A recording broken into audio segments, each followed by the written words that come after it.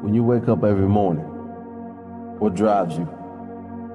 If you want to live a life of success, a life of complete success, happiness and fulfillment, you must find your purpose.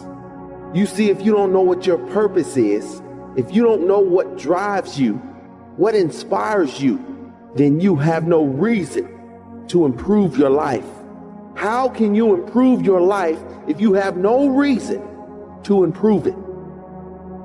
Your purpose is always something that lights a fire in you. I will do this no matter what. My family is counting on me. My friends are counting on me. I am counting on me.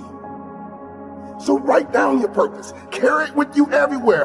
Feel it deep and promise yourself every day you will live out your purpose with zero excuses. Why do you do what you do? Why do you do what you do?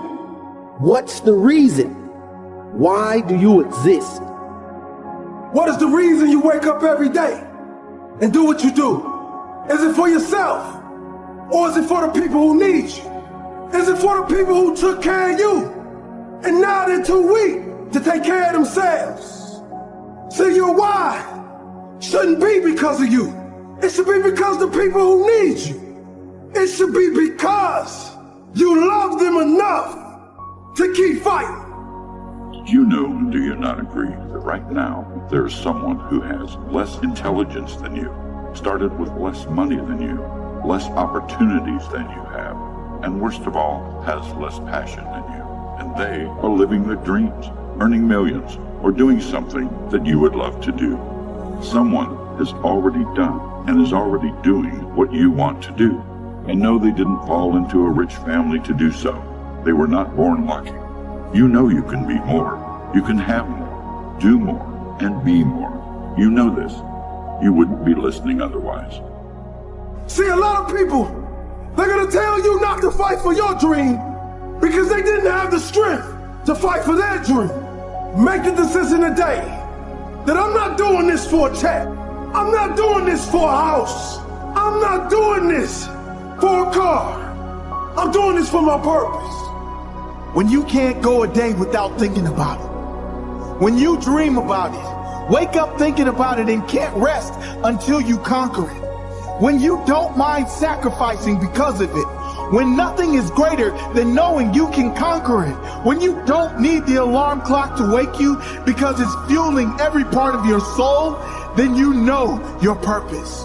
Your purpose is that fire. Your reason for doing what you do.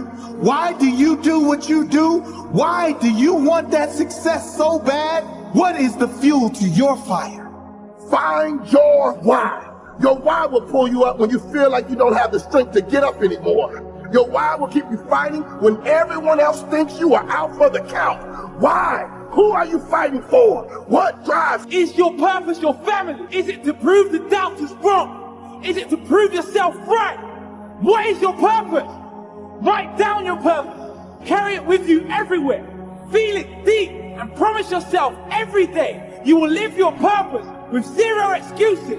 Your purpose, find it, and you will have no problem becoming a phenomenal success. Because purpose moves mountains.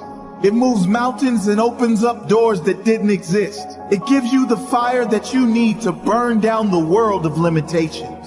The water you need to drown doubt. Your why, your purpose, it's everything. Find it. Use it. You need to find something that drives you.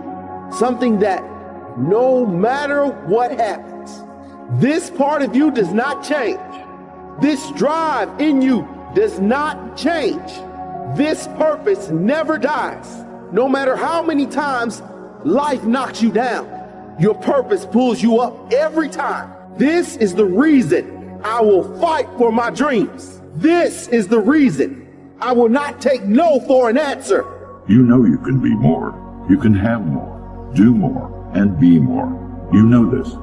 You wouldn't be listening otherwise. From this moment, there are no more excuses. Turn on your drive, turn on your passion, and turn off your fear. And then you will be successful. Be fearless. You can do this. You can do this. But you must find your why. Why do you want to do this so bad? Why do you want this so bad? What are you really doing it all for? What is your purpose? Successful people know their why, and they have a very clear purpose, a very clear vision. When you know your purpose, when it is clear why you are doing what you are doing, why you want what you want, write it down. Write it down and read it to yourself every day. There is nothing more powerful than a human being with purpose. With purpose, you will outwork anyone and everyone. You will get up early and stay up late.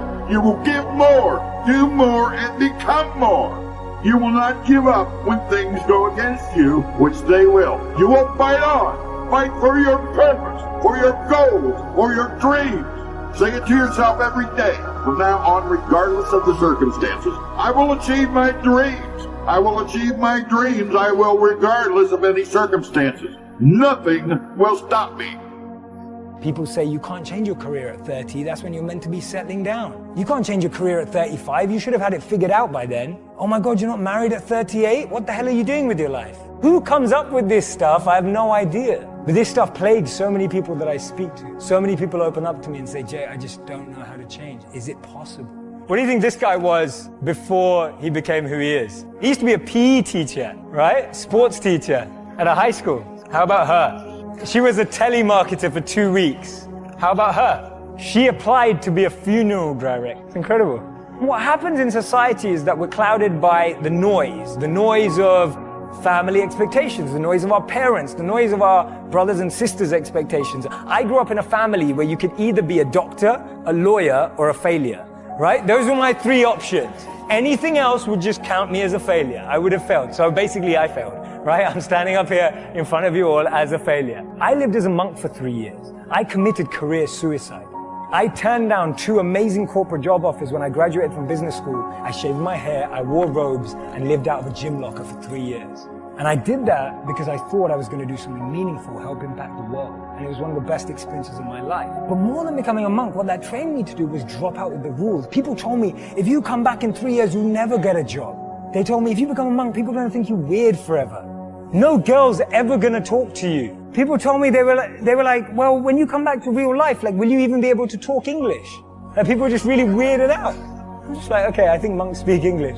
And there was so much different noise that I was hearing when I made that decision. And the funny thing is, from having not been a monk for 4 years now, I'm in one of the most incredible periods of my life that I could ever have asked for. And so much of that is based on the fact that I decided to do something different. So many of the times our expectations are driving us in a certain scenario. We focus so much on life in what we want to be as opposed to who we want. Because we've always been told that life and jobs and careers are like boxes and containers. There's only a finite number of options. There is no formula, there is no pattern. If you know what you're passionate about, if you know what you're good at, and you invest in that. People say follow your passions, I say forget that. Invest in your passion. If you're passionate about something, go and become the best at it. Go and do a course on it. Go and learn from the best. Go and find a mentor who's going to make you incredible at that trait. Not only will you be criticized and grow, you'll be able to find new things about yourself that you never knew. I was a 19-year-old kid, and I was miserable. I was in love with my high school sweetheart. We were that couple that was really annoying. So we went to school together. We signed up for classes together. We shared a U-Haul on the way to school together. We lived in the same dorm together. We walked to class.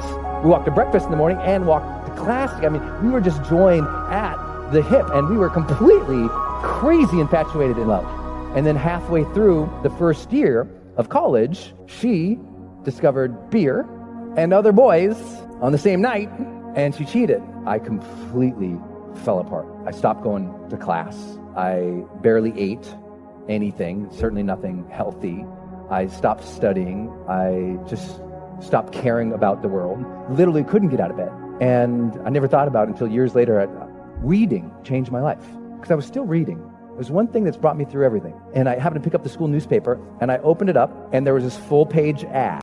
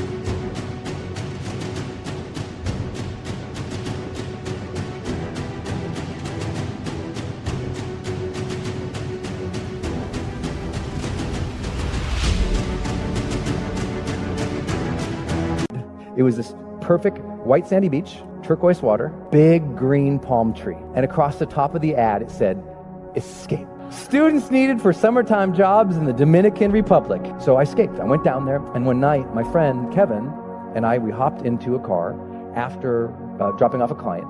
So we're going down this road, 85 miles an hour in this car, and the windows were open, and that air was coming in. That amazing humid, if you've been in the Caribbean, that just gorgeous, amazing humid air is coming in. And then we came upon a corner. We take that corner 85 miles an hour, and that corner became the turning point that put my feet on the stage for you today. Kevin grabs the wheel. He goes, hold on. And I brace. And the car starts sliding sideways. And that weird slow motion thing happens. Kevin's gripping the wheel, trying to make the corner. And all of a sudden, smack. When I came to, I looked over, and Kevin is screaming at the top of his lungs, get out of the car, Brendan, get out of the car. And I look over, and a whole big chunk of his head is open. So I pull myself out of the windshield of this car, and he's screaming over here, and I stand up eventually on the hood of the car, and I look, and I notice all this blood on me, and I remember just looking down, and that slow motion thing's happening. I just thought, did I even matter? And I start seeing all these images of my life when I'm surrounded by people that I care for. There's a cake in front of me. Here's my friends singing, my mom leading them in that goofy song. There's my sister just swinging and smiling right next to me. And it makes you wonder, did I love? Did I love openly and honestly and completely? Or did I hold back because that one time I got hurt? The truth of the matter, sooner or later, there are three areas that have to be budgeted in your life. You have to budget and manage power. If you're not careful, power is so intoxicating that it will totally corrupt you. The more influence you have and how you use it can be debilitating. You have to budget how you use the power that you have. Stop asking God for more influence if you're mismanaging the influence that you have, manipulating the influence that you have, moving people up or down for bad or wrong reasons with the influence that you have. That has to be budgeted or you're going to lose some power. Money has to be budgeted. I don't care how much you have of it. Anytime you disregard budgets and mismanage money, you'll end up broke. Has to be budgeted, has to be managed. When you budget something, you manage on the basis of priority. Not that you can't use it, but you're selective about how you use it. Power isn't bad, money isn't bad. If it's budgeted, if it's managed. And the other thing you have to manage is sex. Same way, oh, I lost you. Same way you had to budget. I lost most of you on the budget and the money. The rest of the three people I had left, now I'm gonna kill them with the sex. But no budget for it, just out of budget, just whatever you see, you get. That's the same way you handle your money is how you handle your body. When you want something, you got to have it at all costs. You go after it. All of a sudden, you buy what you want and beg for what you need, or you sleep with who you want and you lie to who you need. And Look at your neighbor and say, are you over budget? Do you even have a budget? What will you not do? What will you not say? Where will you not go? It's quiet this morning. To all of our visitors, it is not normally quite this quiet, but due to the sensitivity of the subject matter, it may be a rather conservative service today because everybody's checking their books. And when it talks about fornicators and profane, filthy people who will do just anything, he illustrates it. Now, I didn't write this, I'm just preaching the book. He illustrates it with a guy named Esau. And so I've been studying and thinking and meditating on Esau all week. Esau, if you haven't been raised in church, is not a common name. You don't hear much talked about. You hear preach more about Jacob, Abraham, Isaac, and Jacob. You hear a lot about Jacob. You don't hear much about Esau, but in all rights, it should have been the God of Abraham, the God of Isaac, and the God of Esau.